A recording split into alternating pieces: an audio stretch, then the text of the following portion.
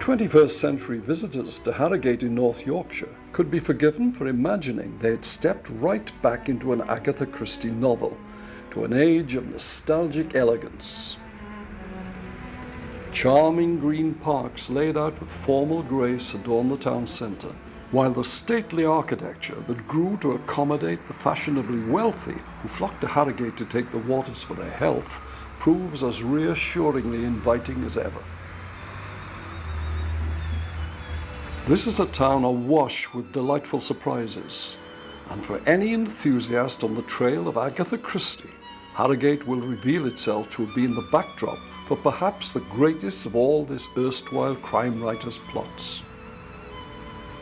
Agatha Christie's connection with Harrogate, however, is far from being a work of fiction, and even the famous little grey brain cells of Hercule Poirot or the razor-sharp mind of Miss Marple would struggle to make sense of this most bizarre episode in Agatha Christie's life.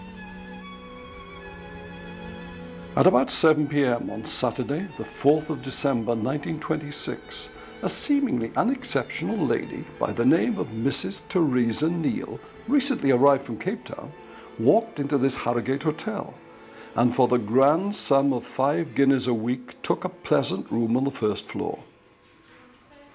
Back then, the Old Swan Hotel was known as the Harrogate Hydro, and the lady in question was none other than Agatha Christie, queen of the murder mystery, who had already made something of a name for herself as a successful author.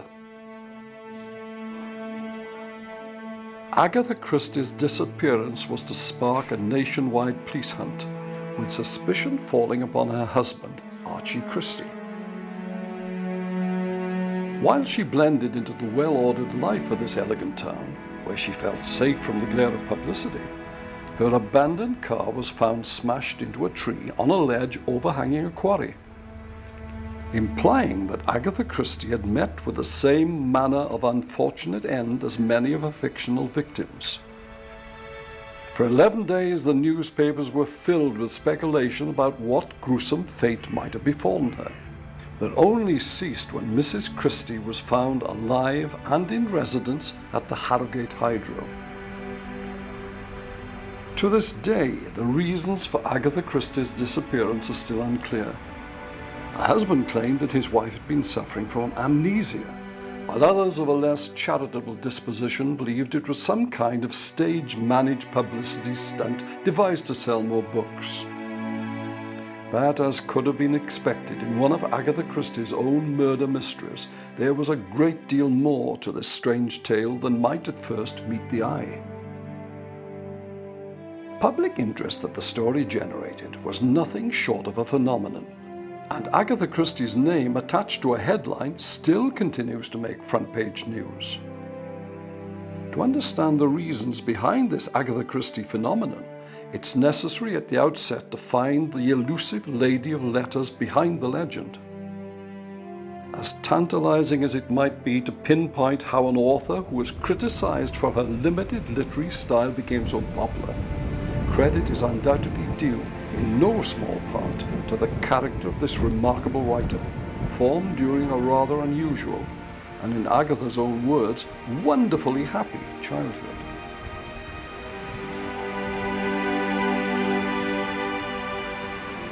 Putting Harrogate and Agatha Christie's enigmatic vanishing act aside for the time being, the search for clues to help unravel this mysterious event and all that led up to it points south to the sedate Devonshire seaside town of Torquay, where Agatha Christie, née Miller, was born on the 15th of September 1890. While Harrogate remains substantially unchanged in appearance since those December days when Agatha Christie sought refuge there back in the 1920s, the same cannot be said of Torquay.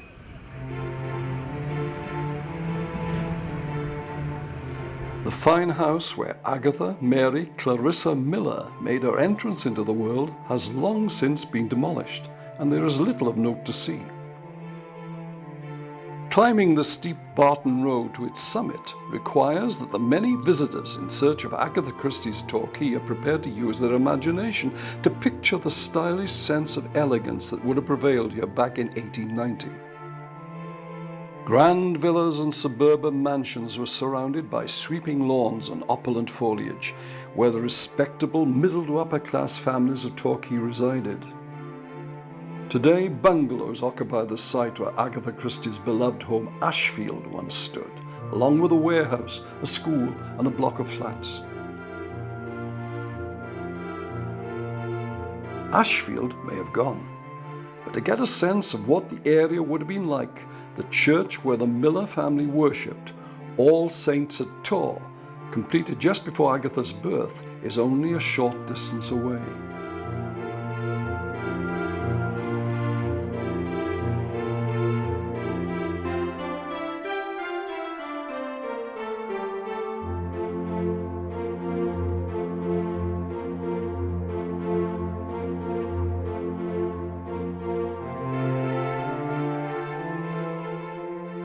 She was christened here, and as her father made a contribution to the new building, Agatha was entered as a founder member of the church.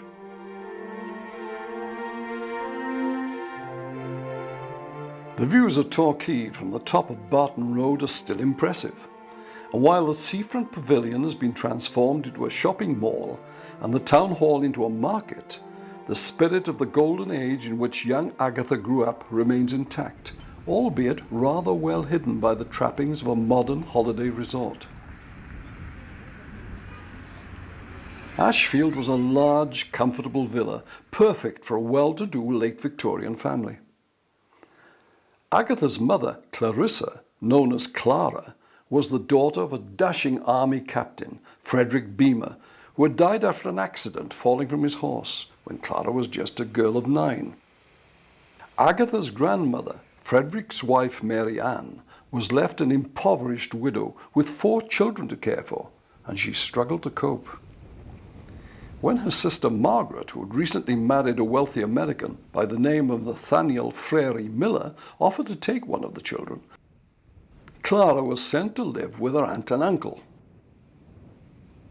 Blessed with a comfortable home and good education, Clara was well cared for.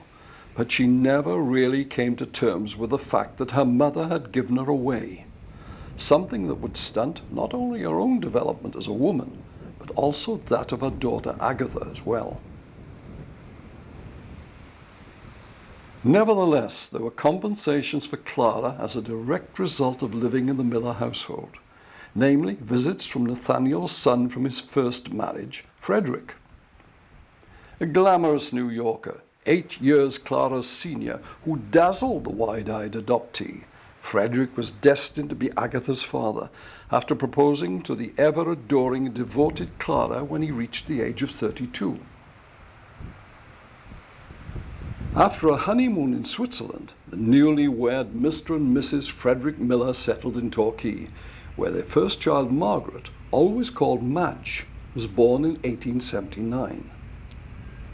She was quickly followed by a son, Louis Montant, in 1880, who was always known in the family as Monty. Clara had actually bought Ashfield with an inheritance of her own while Frederick was visiting New York to check on his investments, and the family soon settled into a very comfortable way of life.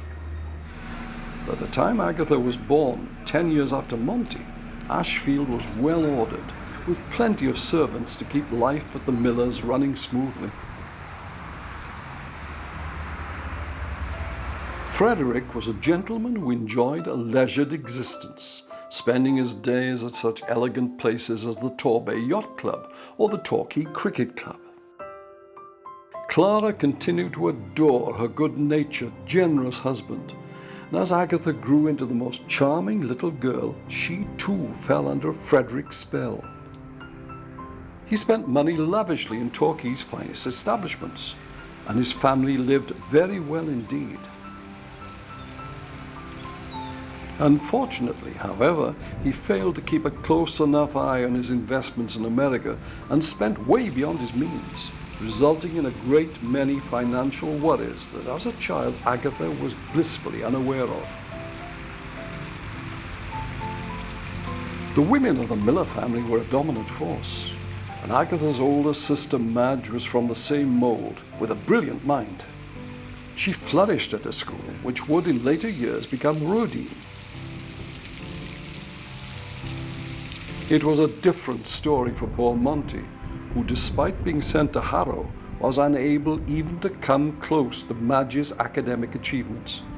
And Agatha would go on to describe him as an amiable scapegrace of a brother.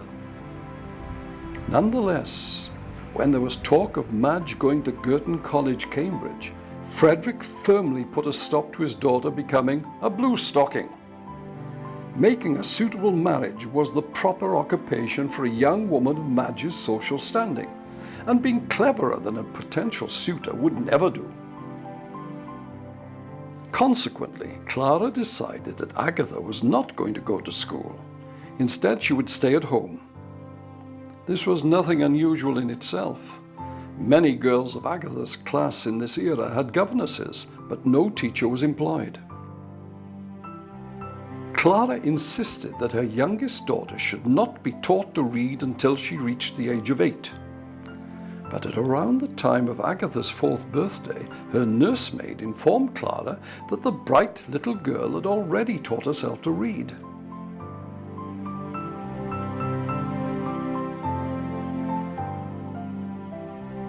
It was perfectly acceptable, though, for Agatha to take dancing lessons, and the Athenaeum rooms where she learned to waltz as a 5-year-old can still be seen today.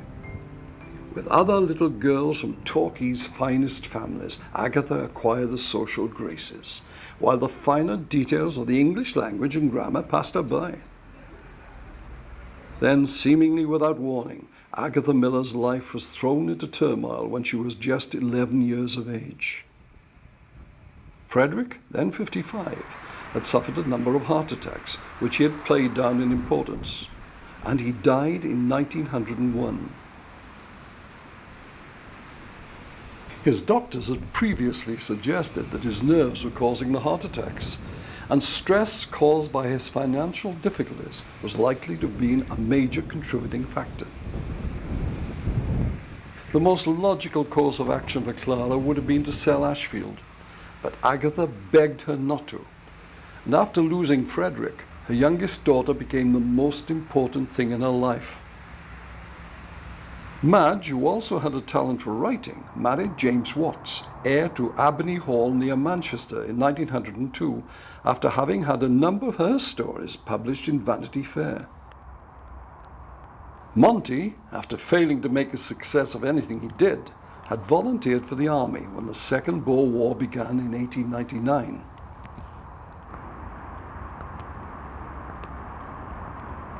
After Frederick died, Monty soon spent what he had been left from the Miller estate and rapidly built up heavy debts into the bargain. The apple of his father's eye as the only son, Monty failed to live up to the family's expectations. And it was the women of the Miller clan whom he would rely upon for his survival. Interestingly strong, clever women like Madge were destined to take center stage in many of Agatha Christie's novels, while impossibly glamorous but feckless young men like Monty featured on equally numerous occasions. With Madge married and settled in the north of England, and Monty unable to offer his mother much comfort, Agatha and Clara became closer than ever. The mother became the center of the daughter's universe. As a result, Agatha remained locked in childhood in so many ways, long into adulthood. Yet she blossomed into a beautiful, willowy young girl with long fair hair. And life in Torquay was blissfully happy, while Clara delighted in her daughter's attractiveness. Agatha had attended a ladylike Torquay establishment for her schooling, 2 days a week. When she was 15, her mother took her to Paris to complete her somewhat sporadic education. Agatha missed her mother and Ashfield dreadfully, But she soon developed a love of music, and studying the piano and singing with expert tutors, Agatha proved to be extremely talented. Had it not been for her debilitating nerves when it came to performing, she might well have become a concert pianist. Instead, following Madge's lead while in her late teens, Agatha began to write with increasing interest. Clara had read to her from early childhood, with the works of Sir Walter Scott and Charles Dickens being notable favourites, and she always encouraged Agatha to write stories of her own. Even at this early stage, in her heart, Agatha knew she was every bit as accomplished a writer as Madge. But for the time being, there were more pressing matters demanding her attention when she returned home from Paris. Meeting other young ladies for Devonshire cream teas, attending house parties, going to dances, playing tennis and flirting demurely with handsome young men were a delight to the very popular Miss Agatha Miller of Ashfield, and she attracted many a handsome suitor. She was happy, confident, and enjoyed her life, sure in the knowledge that she was, as she would later describe herself, a lovely girl. The walk down into Torquay would have brought Agatha and her young lady friends to the pier where they used to promenade, and the gardens where they could sit and while away the hours. Known as the Princess Pier after Queen Victoria's daughter, Princess Louise, Agatha was able to roller skate here for the grand sum of twopence, the pier being a relatively new addition to the seafront when Agatha was a girl about town.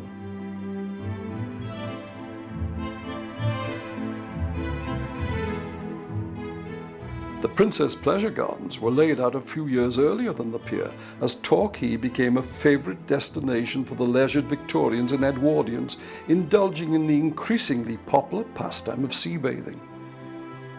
Opposite the pier stands the Princess Theatre, and for 21st century devotees who come to Torquay for the annual Agatha Christie Festival Week each September, the travelling Agatha Christie Theatre Company are always in residence. Going to the theatre was something that Agatha had enjoyed from an early age, often accompanying Madge and Monty on their almost weekly visits to Torquay's Royal Theatre and Opera House to see whatever was being staged.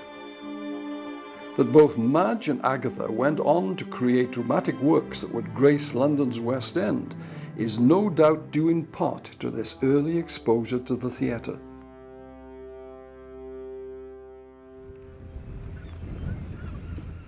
Living so close to the sea, it's no surprise that the tall, elegant Agatha was an excellent swimmer. When she was a girl, Torquay's Beacon Cove was the ladies' beach, as mixed bathing would have been considered scandalous. Nevertheless, in full view of the Torbay Yacht Club, the ladies may not have been quite as protected from view as they imagined, as it's been said that gentlemen there had been known to use opera glasses to watch the girls in their swimming costumes. The Royal Torbay Yacht Club was the epitome of elegance, and Agatha's father had been one of its most prominent members until his financial difficulties had curtailed his lavish lifestyle. Agatha would in later years talk fondly of Torquay's regatta days, which were organised by the Yacht Club, describing them as my looked forward to joy in life. The Yacht Club's regattas still take place, and looking at this delightful view of the bay with the elegant sails of more recent yachts today, it's very easy to appreciate why Agatha would have been so enchanted by the scene.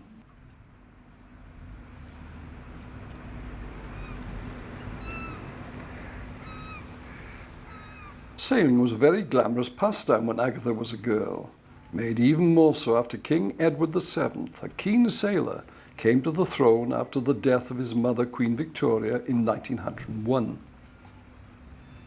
In fact, the Royal Yacht Britannia was frequently anchored out in the bay when the King visited Torquay.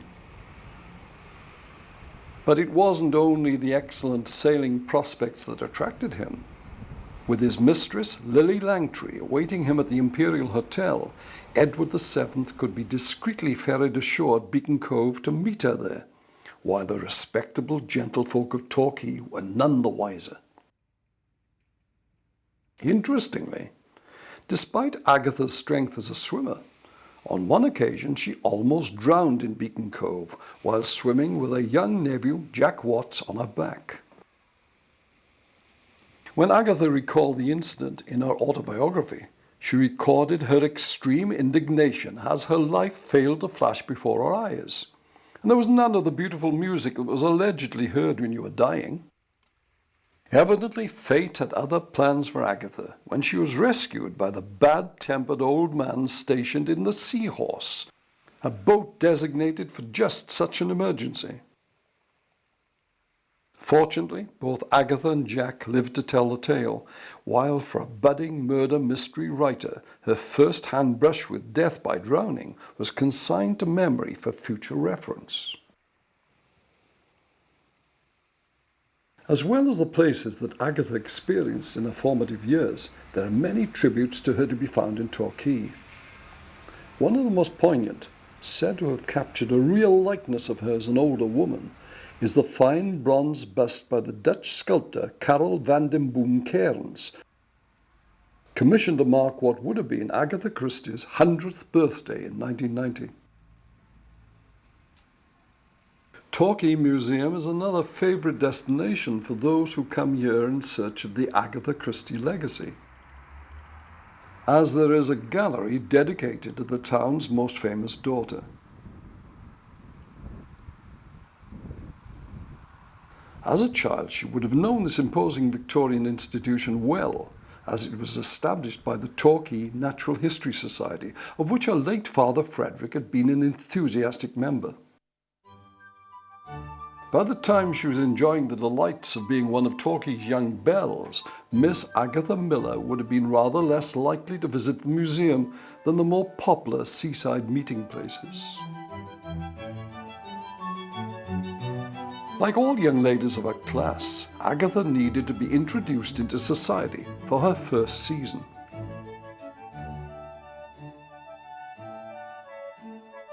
London would have been a more usual city in which to make her debut, but Clara's poor health and financial situation made this impossible. The city chosen instead was Cairo, and although as an older woman Egypt would provide great inspiration for Agatha, it was the 5 dances a week and the dashing young men to partner her around the floor that preoccupied her during this visit. Clara was keen to find a suitable match for Agatha, and there were 2 proposals from men that they met in Cairo, but they were turned down. Agatha was rather peeved that her mother only told her of a proposal from a Captain Hibbard when they were sailing home, which Clara had refused on her daughter's behalf. Nevertheless, Clara must have been thrilled at Agatha's success, and back in Torquay, more proposals soon followed. In 1911, a besotted colonel of 35, Bolton Fletcher, sent Agatha extravagant gifts and love letters, which she greatly enjoyed.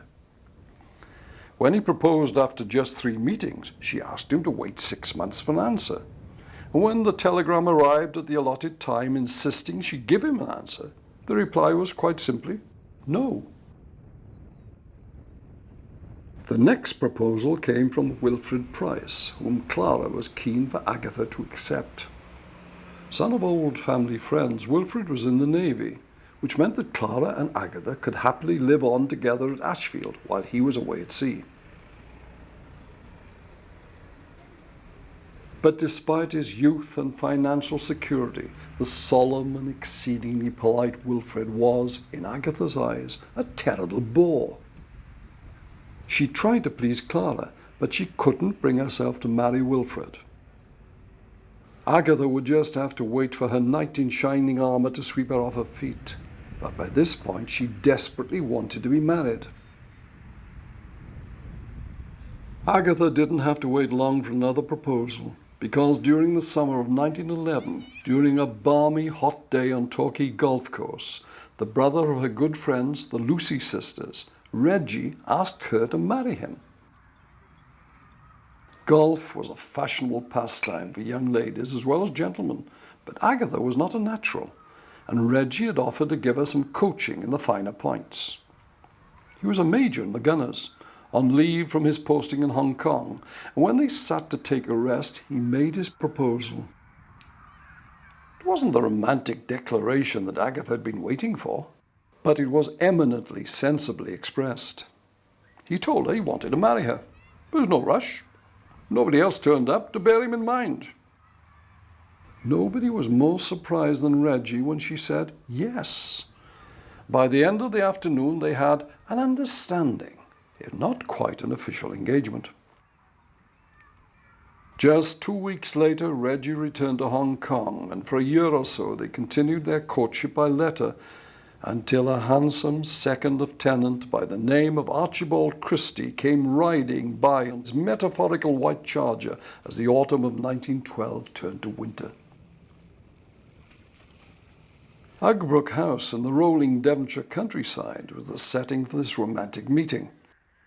A fine Robert Adam house with its capability brown park that had been in the Clifford family since the restoration of Charles II. When the incumbent Lord and Lady Clifford gave a dance for the garrison at Exeter, they were aware there would be a shortage of young ladies for the soldiers to dance with.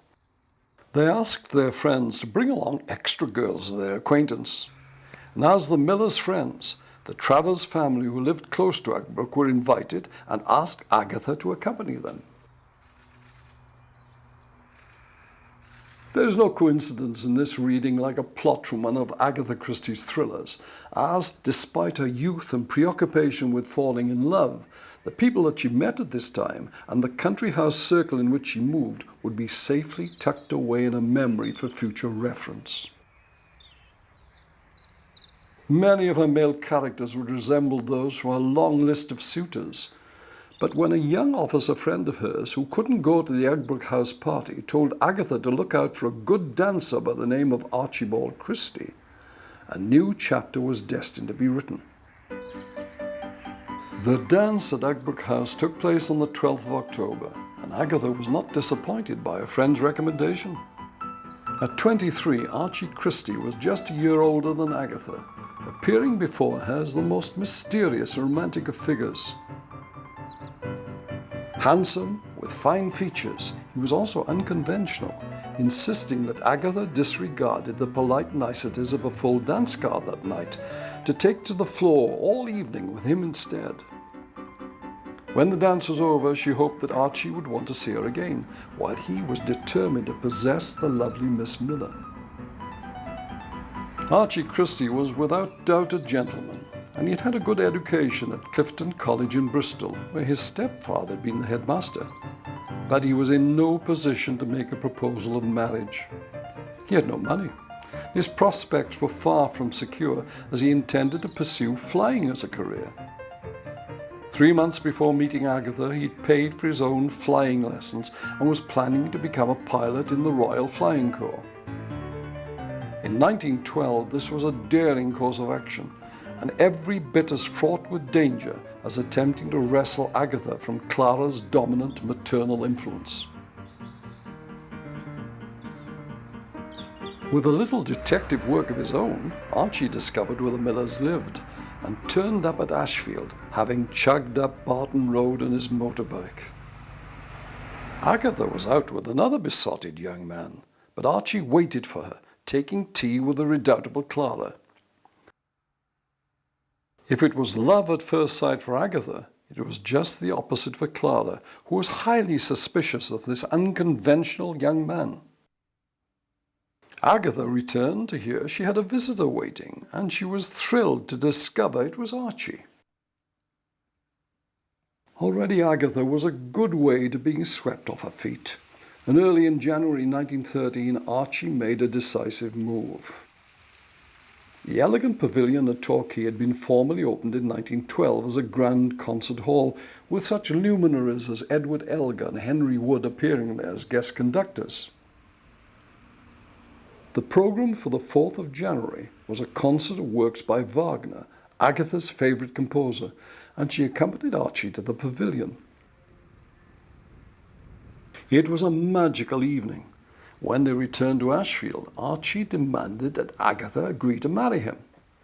"You've got to marry me," he had cried. and despite Clara's objections, Agatha consented to become Mrs. Christie. The engagement was tempestuous as the storm clouds of World War I gathered. One of them would break it off, then the other, before it would all be back on again, suggesting that they were far from well matched, causing Clara great anxiety. She described her daughter as having a dangerous intensity of affection, and whether jealousy or maternal concern, she hoped the relationship would burn itself out before a wedding date could be set. But the outbreak of war worked against Clara. Archie seemed more romantic than ever to Agatha when, as a young pilot, he was sent to France in August 1914. After travelling to Salisbury to bid her fiancé a fond farewell, Agatha was ready to do a bit for King and Country too. Clara had continued to encourage Agatha's writing, and she could have easily occupied herself creating her stories. But when the chance came to nurse the injured servicemen returned from the battlefields of France, she took it.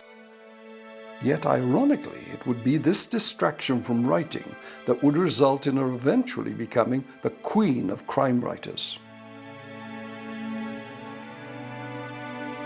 Torquay's Town Hall was completed in 1911, but with the outbreak of war it became a Red Cross hospital in preparation to treat the gassed and blown-up soldiers from the trenches. Like many other conscientious young ladies, Agatha had trained in first aid, and the day she returned from saying her goodbyes to Archie, she took up a nursing post with the Voluntary Aid Detachment, known as the VAD. Despite her sheltered upbringing, Agatha coped well with the horrific injuries of the young men she cared for as she waited for news of her beloved Archie. When he was on leave for Christmas, the pair visited his mother and stepfather in Bristol, but they rowed when Agatha refused Archie's gift of a dressing case, having hoped for something more passionate and romantic. Then her hopes were quite unexpectedly realized when Archie stormed into her bedroom on the night of the 23rd and demanded that Agatha marry him the next day, Christmas Eve. It cost £8 for a license, and the marriage took place in the local church, with Agatha exhilarated by such a romantic adventure before catching a train as newlyweds en route to Torquay. Clutching the contentious and now accepted dressing case packed with her belongings, they arrived at about midnight, having phoned ahead to book a suite for just one night at the lovely Grand Hotel, which is as elegant a day as it was when the Christies honeymooned there back in 1914. On Christmas morning, it was time for Agatha to face Clara, who was only told about the wedding after the event, and the telephone call had not gone well. Even so, by the time they met, Clara had adjusted to the shocking news, and Agatha commented that her mother had been happy in her and Archie's happiness. This was made easier as for mother and daughter things continued exactly as before, with Archie returning to France on Boxing Day and Agatha returning to her nursing duties at the town hall. Husband and wife would not meet again for 6 months, and then only when Archie got the briefest of leaves. The course of Agatha's future changed dramatically in 1915, when a bad bout of flu meant she was moved from nursing duties in the town hall to the dispensary close by. Unremarkable offices today, this is where Agatha first encountered poison. And as she studied for her Apothecary's Hall examination, the possibility of writing a detective story took shape. This was further fueled when she discussed a new ambition with her sister Madge, who promptly bet that Agatha couldn't do it, resulting in The Mysterious Affair at Styles, being written in 1916. Quite unwittingly, Madge had contributed a delightful setting of a country house for a murder, as Agatha based Styles' court on her visits to Madge's home, Abney Hall. Clara also played her part when Agatha was struggling to finish her novel, suggesting she get away somewhere with no disturbances. The place Agatha chose was the Moorland Hotel on the edge of Dartmoor, and here she wrote fervently for 2 weeks and completed her task. Agatha had previously written a full-length novel, but the detective at the heart of the mysterious affair at Styles was destined to prove Sister Madge wrong, with one elegant twist of his distinctive moustache. As Agatha submerged herself in the dramatic Dartmoor landscape, Monsieur Hercule Poirot emerged from the pages of her manuscript. The eccentric, retired Belgian detective living in London and his sidekick Captain Hastings, recently returned from the war, had all the appeal of Conan Doyle's Sherlock Holmes and Dr. Watson. However, it would be a few more years hence before Hercule Poirot was ready to make his debut in print, because when Agatha, now Mrs. Christie, sent a novel to various publishers, it was swiftly rejected. The mysterious affair at Styles was put to one side when the First World War at last came to an end in 1918, and Archie Christie returned to reclaim his bride from her mother. Agatha found herself setting up her first home with Archie in Northwick Terrace in John's Wood, London, where her energies were thrown into running a home of her own. The Christie's flat was far removed from Ashfield and its servants, but Agatha soon learned the basics of housekeeping, and as she adored Archie, she was happy with her new lot. The mysterious affair at Styles was not forgotten, though, and she continued to send her manuscript to publishers without success until in 1919 Agatha discovered she was pregnant. Archie left the Royal Flying Corps and found work in the city, and the Christies moved to a larger flat that would accommodate a baby and a nanny. Agatha was content, creating a home for her family, commenting that she and Archie were happy at this time and seemed well set up. Her only child, Rosalind, was born at Ashfield on the 5th of August 1919. And as she went about her tasks as a mother, pushing her daughter in a pram through Kensington, her submitted manuscript was far from her thoughts. Then, out of the blue, a short time after Rosalind was born, a letter arrived from the publisher John Lane of Bodley Head, saying that he thought the mysterious affair at Styles had possibilities.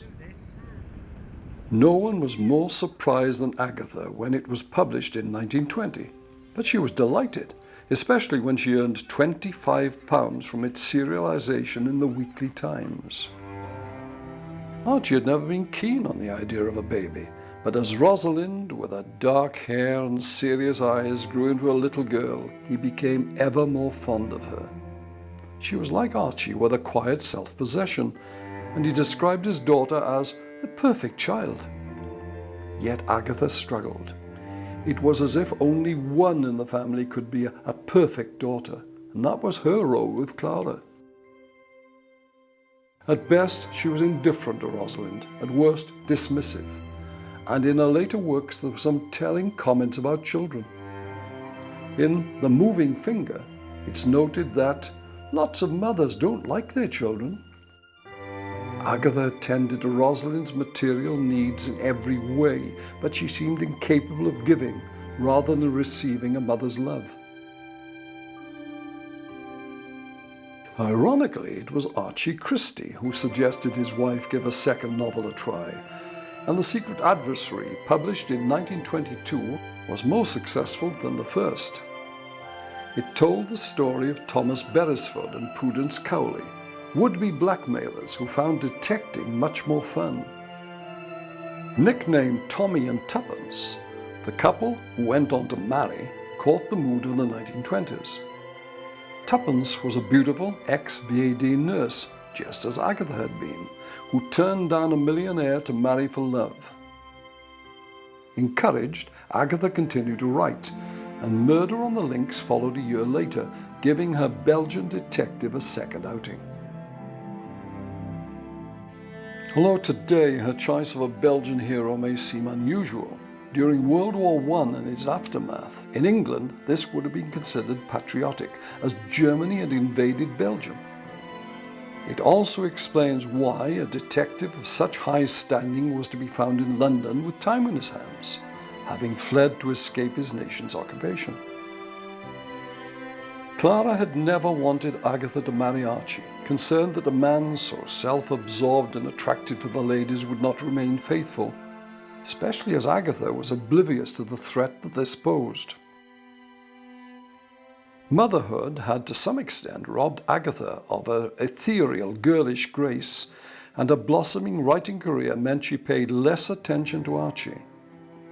Clara's own mother and aunt had always advised her not to leave a man alone too much, and she passed the Miller women's words on to Agatha. "Remember, a man forgets," they said.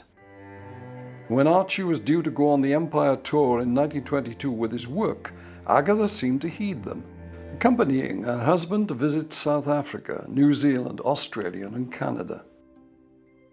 Interestingly, Archie lacked stamina, but Agatha revelled in the experience, which provided her with a rich source of material for her novel, The Man in the Brown Suit, which appeared in 1924.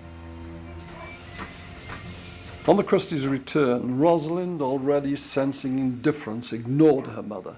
But Agatha's devoted dog Peter gave her a rapturous welcome. In many ways, Peter inspired far more of a maternal instinct in Agatha than Rosalind ever could. Archie struggled to find further work once back in England, having been away for so long, so Agatha took measures to put her writing career on a more business-like footing. She had been naively grateful to John Lane for taking her on, but felt she'd not done as well as she might have financially, and moved from Bodley Head to a more lucrative arrangement with Collins. Agatha was also aware of Madge's success as a writer, with a play about to go into rehearsal for the West End, and healthy sibling rivalry prompted her to get herself a literary agent. Growing up in Torquay, Agatha had been fortunate enough to have known the much-respected Devon author Eden Phillpotts, who recommended Hughes Massey, and not surprisingly they welcomed the already successful Agatha Christie with open arms. Writing was now a serious business for Agatha, and even the BBC discovered that if they wanted to broadcast her work, they had to be prepared to pay for the privilege. With growing profitability, Agatha bought a Morris Cowley car, and Archie's fortunes also took a turn for the better when he found a good position in the city, and he fell in love. On this occasion, not with a woman, but with golf. At every possible opportunity, he would spend weekends at Sunningdale in Berkshire with golfing friends, and Agatha soon described herself as a golf widow. Dating right back to her days attempting to play golf at Torquay, when Reggie Lucy had offered some instruction, Agatha had failed to become proficient at the game, so even had she wanted to accompany Archie, her presence on the course would not have been welcome. Nevertheless, Agatha was wise enough to know that if Archie was happy, then all would be well. His passion for her may have cooled, but her love for him was as ardent as it had ever been, and when he suggested they move to Sunningdale to be closer to the golf course, she agreed.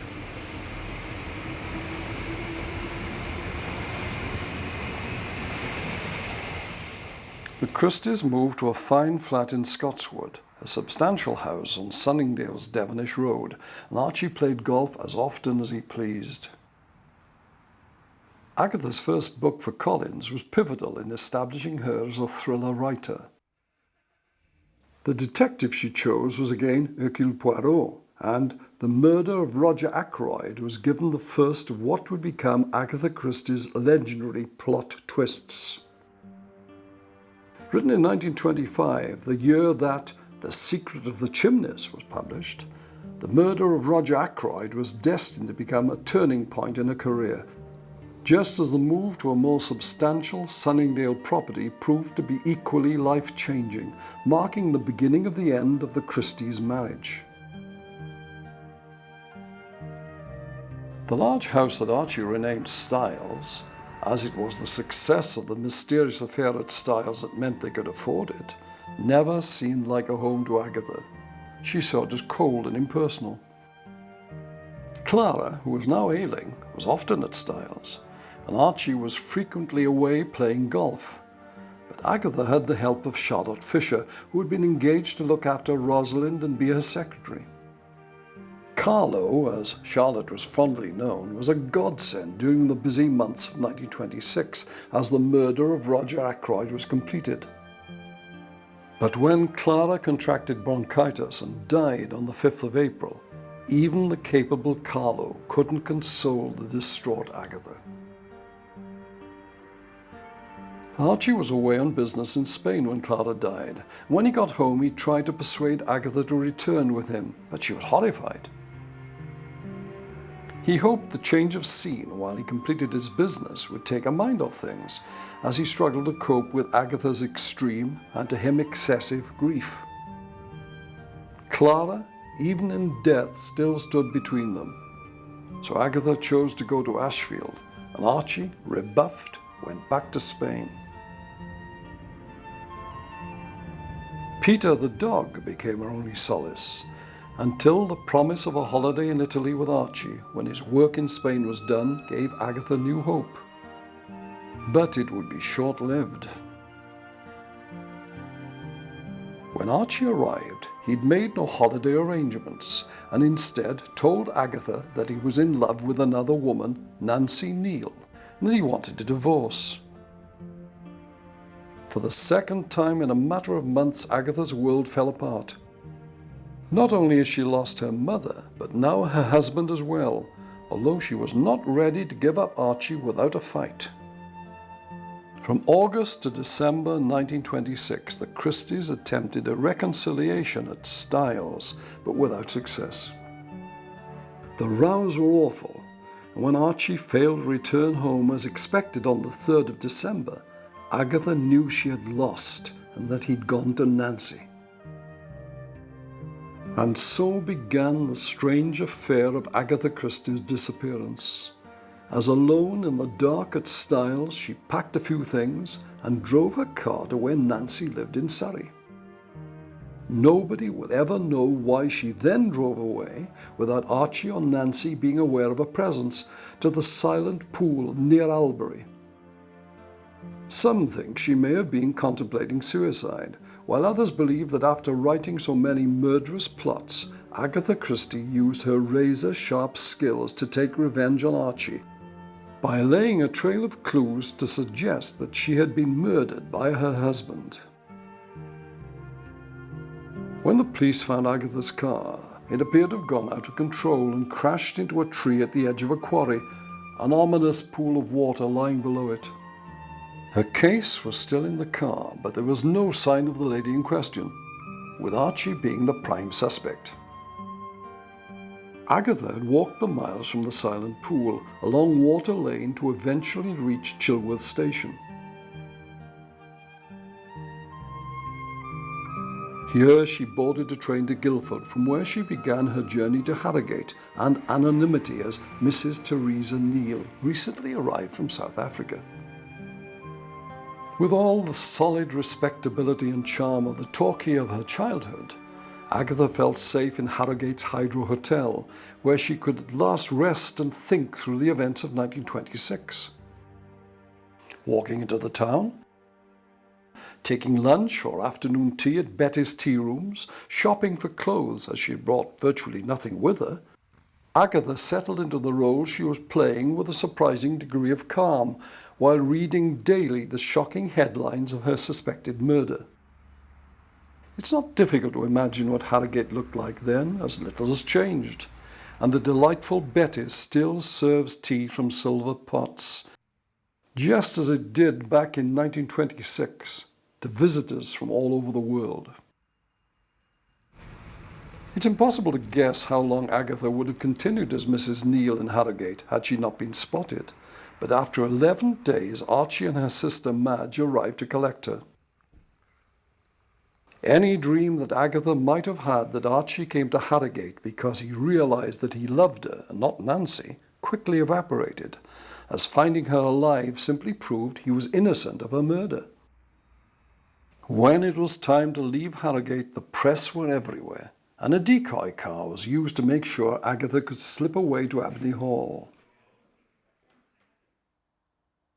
She had certainly suffered some kind of breakdown. Her mother was dead, her marriage was in ruins, but at last she was forced to accept the need to live in an adult world. Although Archie stayed with Agatha in the immediate aftermath, he and his wife were now household names, and Nancy Neal was sent on a round-the-world tour by her family to avoid any further scandal. Agatha couldn't bear to live at Styles, so she lived at Chelsea with Rosalind and Carlo while Archie remained in Sunningdale. They met for the last time in 1927 when he told Agatha that he wanted to marry Nancy, and the Christies were granted a divorce after fake evidence of Archie's adultery with an unknown party was submitted. 2 weeks after the decree absolute came through, Archie and Nancy were married. They lived happily together until Nancy's death 30 years later. As Agatha's personal life lay in tatters, her career as a writer continued to flourish. By 1930, she had channeled the emotional turmoil she had experienced into romantic novels, published under the pen name of Mary Westmacott. This left Agatha Christie clear to write clever, controlled thrillers, while her alter ego, Mary Westmacott, was free to pour out her emotions in print. Nevertheless, during this period of adjustment, Agatha Christie was convinced she faced a lifetime of poverty. And as she struggled to complete The Mystery of the Blue Train, which was published in 1928, she made a major transition. Agatha Christie was now a serious professional writer, and turning to Hercule Poirot to solve this mystery, once more she delighted her readers. Travel had always thrilled Agatha, with Rosalind safely dispatched to boarding school. Even as an unaccompanied woman, she was determined to see the world. A chance meeting at a dinner party with a guest who had travelled on the Orient Express inspired Agatha to do the same, providing her with adventure, excellent material for future novels, and totally unexpectedly, a young man to fall in love with. On her first trip east, she was invited as an honoured guest to visit an archaeological dig at Ur in Iraq. Here she met British archaeologist Leonard Woolley and his wife Catherine, and they became firm friends. When the Woolleys asked her to Ur for a second time in 1930, Agatha was introduced to 25-year-old Max Mallowan, an archaeologist who seemed to take great delight in showing Mrs. Christie, now approaching 40, around. Their age difference meant that Agatha was happy and relaxed in the charming young man's company, and when Rosalind fell dangerously ill back in England, it was Max who insisted on accompanying Agatha on the hastily arranged journey home.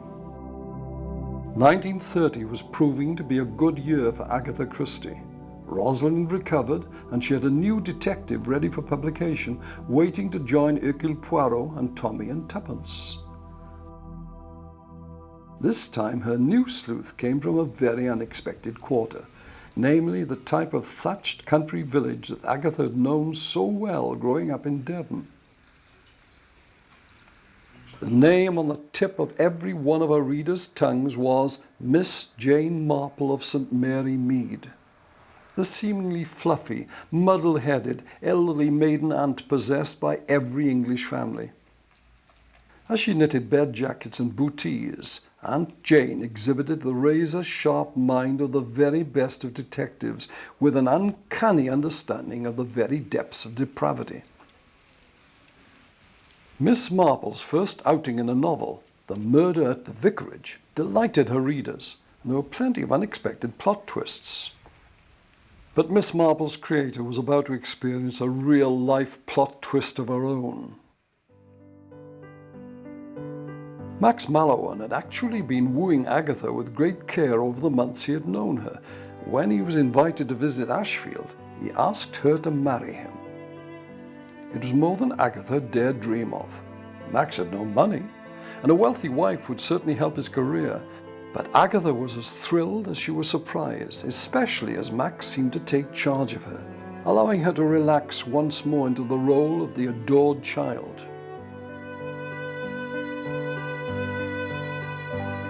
Madge was highly suspicious of his motives, and when the unlikely couple married in Edinburgh on the 11th of September 1930, she sent a gift of handkerchiefs for mopping tears, something that Max would never forgive or forget. It might not have been the great romance that Agatha had experienced with Archie Christie, but it was a loving relationship, and both parties got a great deal of benefit from being together. Agatha had the security of feeling loved and cared for, while Max eventually was able to run his own archaeological digs. The proceeds of being Agatha Christie had been poured into many properties, and as well as a beloved Ashfield in Torquay, there were a number of London houses. To begin with, Max had declared a fondness for Ashfield, but once they were married, he encouraged Agatha to move on from the past. Also, Ashfield was no longer surrounded by countryside, as it had been when Agatha was a child, so the decision was made to sell it. And a country house that could have leapt straight from the pages of a Christie novel was selected, and forever described by Agatha as Max's house.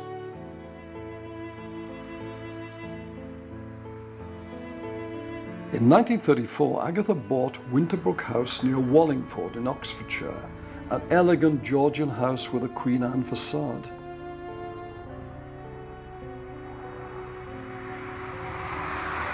The garden, with its spreading cedar trees, ran down to the River Thames, a view that the Mallowans greatly enjoyed. If Styles had been cold and without heart, Winterbrook was warm and cosy, and the epitome of Middle England respectability. It was also the year that two of her most popular novels, Murder on the Orient Express and Why Didn't They Ask Evans, were published. Now happy with Max in a way she had never anticipated being ever again, Agatha drew on all her experiences, whether from England's green and pleasant lands or the heady mysteries of the Far East, for her inspiration. The charming market town of Wallingford also provided Agatha with additional material. Over time, she even became involved with the local amateur dramatic society, the Synodon Players, who performed them then in the Masonic Hall, attending their pantomimes and playing a role herself as their president. Today, the Synodon Players are still entertaining the good folk of Wallingford, having moved to the Corn Exchange that stands in the centre of town. As lovely as Winterbrook House might be, it was still a long way from Agatha's beloved Devon, but when Greenway House, with gardens sloping onto the River Dart, came onto the market in 1938, she bought it, complete with all 33 acres. The original house had been built in 1530, but was destroyed by fire and rebuilt in the 1780s. And Agatha was never happier than when she was at Greenway, living out her childhood fantasy of being Lady of the Manor. In her autobiography, Agatha recalls that as a child she dreamt about becoming the Lady Agatha one day, and from its glittering position on the River Dart, being mistress of Greenway would certainly have helped her to feel that her dreams had come true. It was at Greenway that Agatha was truly able to be at home in a way that she had not been since Ashfield had been sold. The captivating, rolling Devon countryside that the River Dart ran through was equally as important to a sense of peace and of belonging as the beautiful white house that her successful novels had paid for. Despite Agatha almost drowning in Beacon Cove all those years earlier, she still loved swimming. One of her greatest joys was to wander down from the house to swim in the Dart. The landscape in Greenway was also to prove inspirational, and they are very thinly disguised as Nass House on the River in Dead Man's Folly, published in 1956, when the boathouse on the riverbank becomes the murder scene. Today, Greenway is as lovingly cared for by the National Trust as it was when Agatha Christie owned the house, and visitors come from all over the world to wander along this beautiful, tranquil stretch of river which offered Agatha and Max such a delightful hideaway.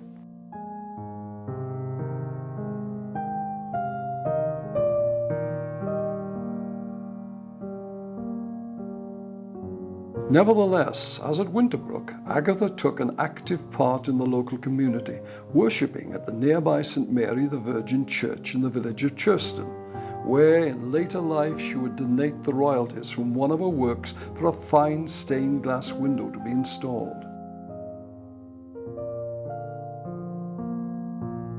She also became a governor at the local primary school, where she unveiled a plaque commemorating her involvement.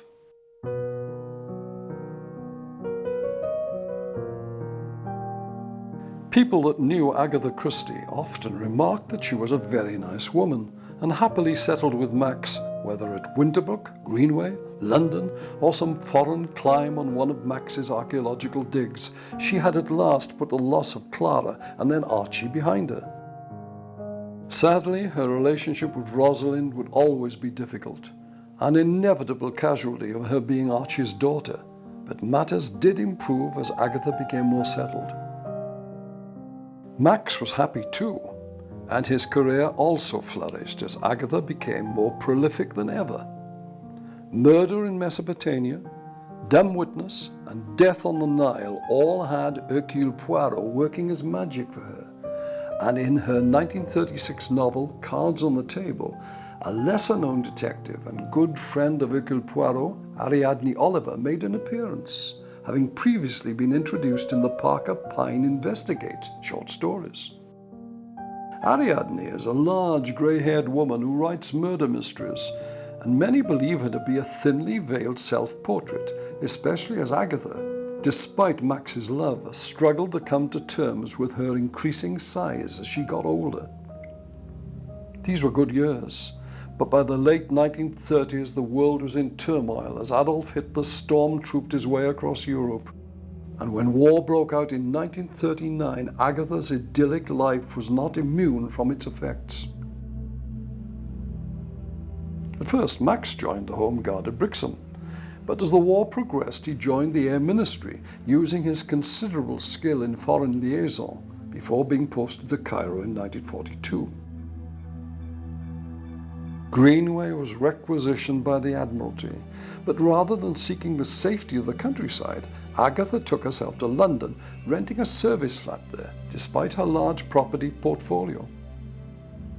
She missed Max, but with many friends in the city, and a resumption of her duties as a dispenser attached to University College Hospital, she had plenty to keep her occupied. Nevertheless, her writing continued at a great pace.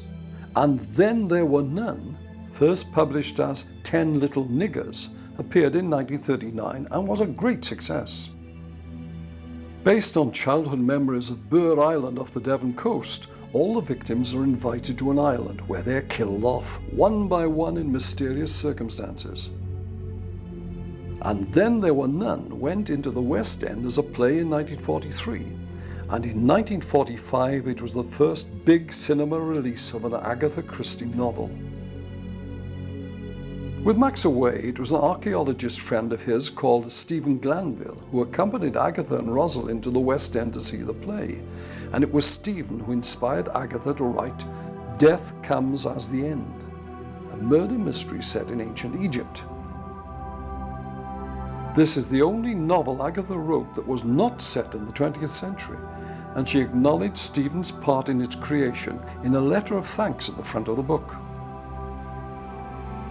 As Agatha's success continued to escalate, even through the hardships of World War II, there were troubles brewing for her that she was blissfully unaware of. Agatha's earnings from America, where she had previously been classified as a non-taxpayer, were now under scrutiny, and she began to receive huge tax demands that would be a major worry for the rest of her life. By the end of the war in 1945, Agatha Christie was a publishing phenomenon, and as the 40s gave way to a bright new decade, she had sold an estimated 50 million books. Hercule Poirot and Miss Marple were fast becoming national treasures, and Agatha showed great respect for them both, recognizing during the war years her own mortality.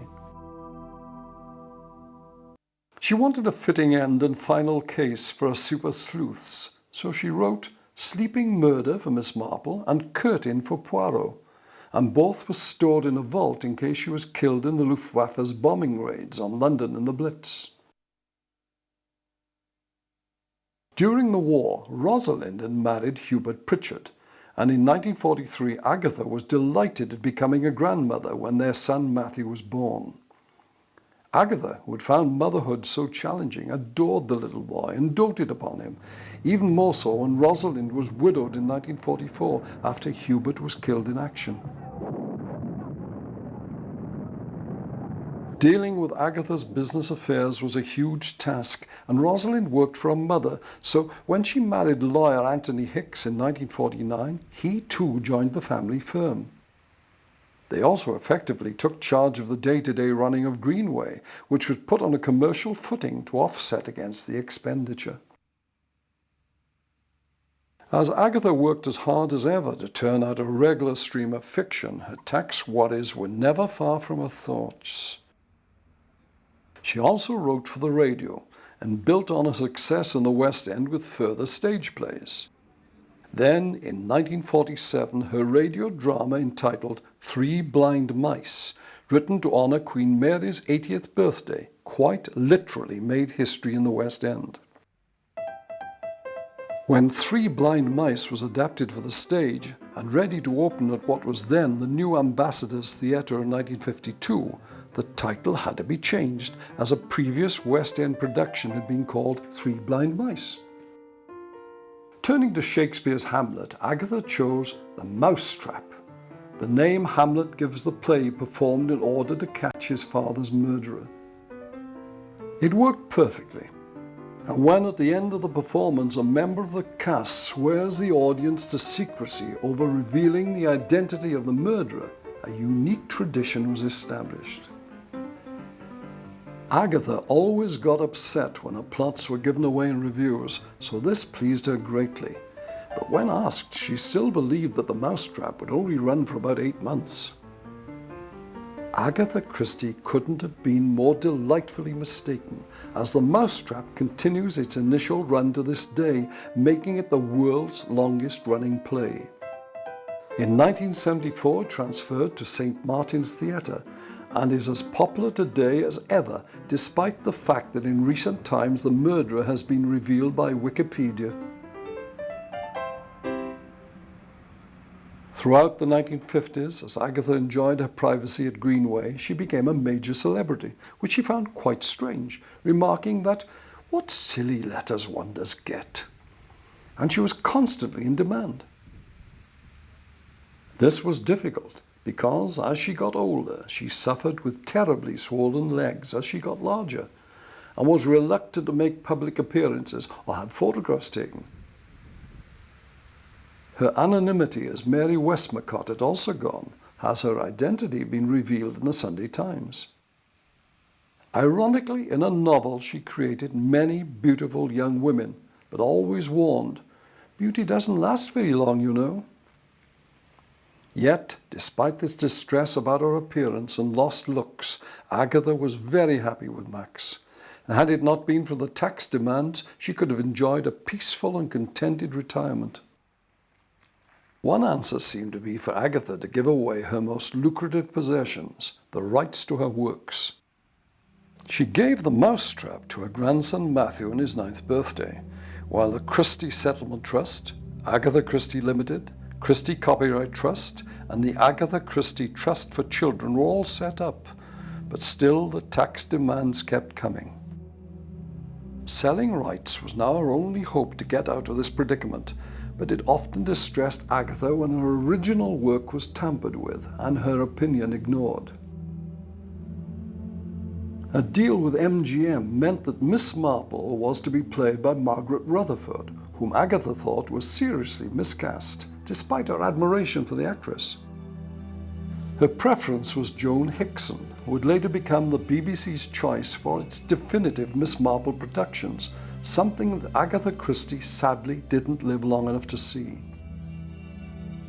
As Agatha became more frail, the pressure of the tax burden weighed heavier than ever on her, and 51% of Agatha Christie Limited was eventually sold to Booker McConnell, who had acquired a similar stake in Ian Fleming and the James Bond novels. Then, after buying Christie copyrights as well, they lent her the money to pay off the tax liability once and for all against the security of future royalties. Agatha Christie's final years were played out at Greenway and Winterbrook with Max at her side. Personal recognition had seen her made a dame in the Queen's New Year's Honours List of 1971, 3 years after she'd become Lady Malouin, after Max received a knighthood for service to archaeology. However, Agatha's health was failing. She fell and broke a hip while at Winterbrook in 1971, and then in 1974 a heart attack took its toll. Shortly after this, she made her last public appearance at the annual party for The Mousetrap. Agatha frequently talked of her happy memories of Torquay as a child and lovely young woman, and there was sufficient deterioration in her once brilliant mind to suggest she was showing symptoms of dementia, but her days were now numbered. Her fall, again at Winterbrook, meant that Christmas 1975 was her last, and it was here that she died on the 12th of January 1976. In her final years, Agatha had always hoped that she'd never done anyone any harm, and said that she was ready to meet her maker shortly before she died. A simple funeral at St. Mary's Church, Chelsea, marked her passing with a reading of the 23rd Psalm, "The Lord is my shepherd," and an extract from Spenser's Faerie Queene. Sleep after toil, port after stormy seas, ease after war, death after life doth greatly please. These eloquent words are carved on Agatha Christie's headstone in this classically English peaceful country graveyard, and there could be nowhere more appropriate for her final resting place. As a result of Agatha's tax difficulties, £106,000 was all that she left in a will, but the legacy she left the world in her work is simply priceless. The last novel that Agatha wrote, published in 1973, was the final Tommy and Tuppence case, Postern of Fate, and Hercule Poirot's curtain, telling the story of his death, was retrieved from its wartime vault for publication in 1975, some 4 decades after it had been written. Miss Marple's final adventure, Sleeping Murder, was also retrieved and published in 1976. It was a fitting conclusion to an incredible career and a remarkable life for the beautiful young girl from Torquay who, like Peter Pan, had never wanted to grow up.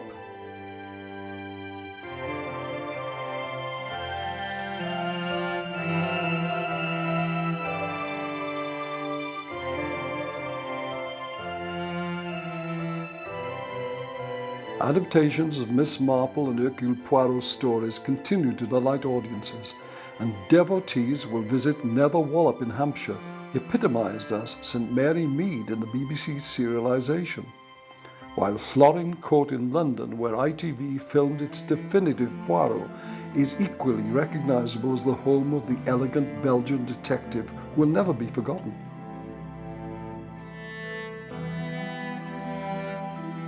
The Mousetrap's run continues uninterrupted, and those who criticise Agatha Christie's literary style are forced to concede that sheer hard work and determination have earned her a unique position in the reading, listening and viewing public's affections, something that a plethora of grammatically correct authors will never achieve. What better epitaph could there be for a writer who has brought pleasure and escapism to millions, and will forever be, beneath her very English respectability, Agatha Christie, the Queen of Crime.